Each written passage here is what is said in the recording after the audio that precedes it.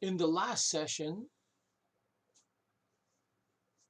we found Joseph summoned from prison, and Pharaoh's ready to tell him his dream.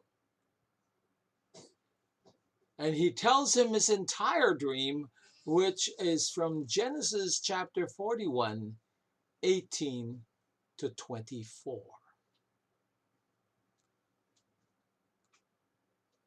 The section which is Pharaoh's statement of his dreams actually started with verse 17. And Pharaoh said to Joseph, "In my dream, behold, I stood upon the bank of the river." Now the river, of course, was the Nile River. And he continued in verse 18. "And behold, 7 cows were going up from the river." In the King James, it says kine. So 7 cows were going up from the river, fat of flesh and beautiful of form, and were feeding in the meadows. This is literally what verse 18 said, and is identical in description to verse 2 of chapter 41. "And behold, 7 other cows were coming up after them." That's in his dream. "Poor and very evil of form and lean of flesh. I have not seen any like them in all the land of Egypt for badness." Here, the king added a description not found in verse 3, where the dream was first stated. Pharaoh was trying to emphasize that the cows were so poor in quality, so lean, and so ugly, that the likes of which he had never ever seen in Egypt, and Egypt was famous for good cattle. They were probably so ugly they were probably never seen anywhere else either. That's how bad they were. So what was previously described in verse 4, Pharaoh now described of his dream in verses 20 and 21. "And the lean and evil appearing cows ate up the first 7 fat cows." Whoa! That must have been some sight, like I said before. Whew. Seeing that happen. Cows are normally known as docile creatures, not doing anything, not knowing their own strength. And when they had eaten them up, it could not be seen that they had eaten them at all, but they were still as evil of appearance and ugly as at the beginning, bones sticking out the whole bit. And I awoke. Now this description in verse 21 was something new that Pharaoh added. In simpler terms, no one would ever have guessed that these bad cows had devoured the other cows at all, because their extremely malnourished appearances looked just like they did as when they were first seen by Pharaoh. And disturbed by this nightmare, he awoke. So now after that, as we saw in the beginning of chapter 41, he fell asleep again, as was mentioned in verse 5. And also, like in verse 5, he said, "I saw in my dream, and behold, 7 ears came up in one stalk, full and good." Wow. Now that was exceedingly fruitful. I have never seen, and I grew up on a farm in Germany, I have never seen 7, never mind 7, I've never seen 2 on one stalk. 7 ears on one stalk. We're not talking about the corn on the cob variety. We're talking about wheat, rye, stuff like that. 7 on one stalk. Wow. Then, listen to this. That was definitely something fruitful. Verse 6 was repeated almost word for word in verse 23, which is the next verse. And behold, 7 ears, withered, thin, and blasted with the east wind, sprung up after them. Now, what was that all about? He mentioned the same thing that was mentioned at the beginning of the chapter. Blasted by the east wind. Well, to make it clearer to our understanding, you see, in North America where we live, when a particular direction of the wind is spoken of, a certain characteristic is attached to it.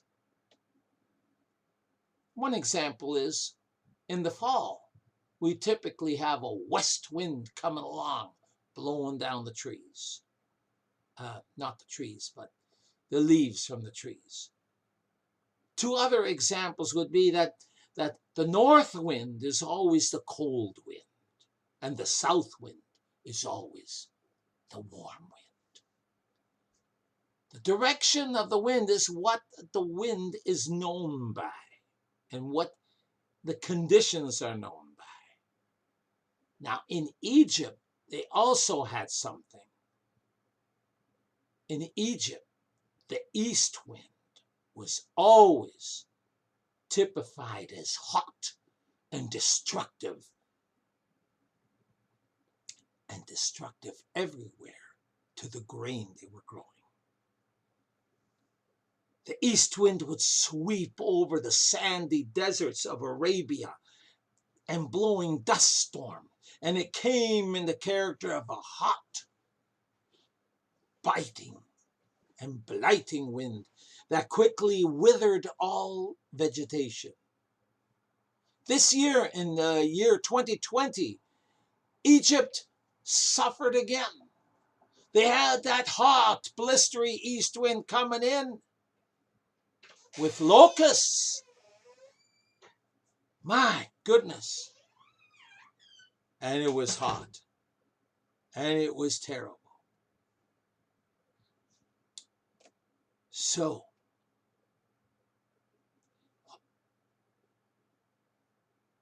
it came in the character of a hot, blighting wind that quickly withered all generation. This can partially be illustrated in a later Bible verse in the Old Testament. Hosea chapter 13 verse 15 says this: though he be fruitful among his brethren, an east wind shall come.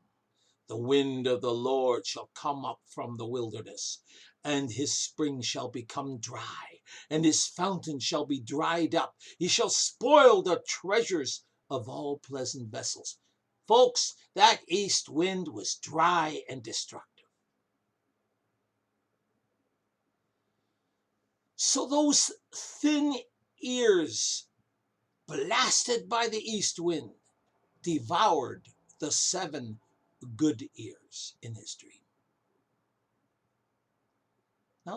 Now, interestingly enough, we're not going to pronounce Hebrew words and all kinds of stuff, but take my word for it.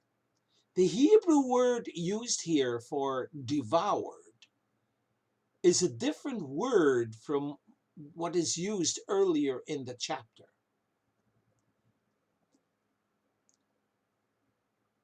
The word devoured here actually conveys the idea of destroying something else by absorbing them to themselves. Wow. It absorbs them to become part of them and still not become big. Whoa.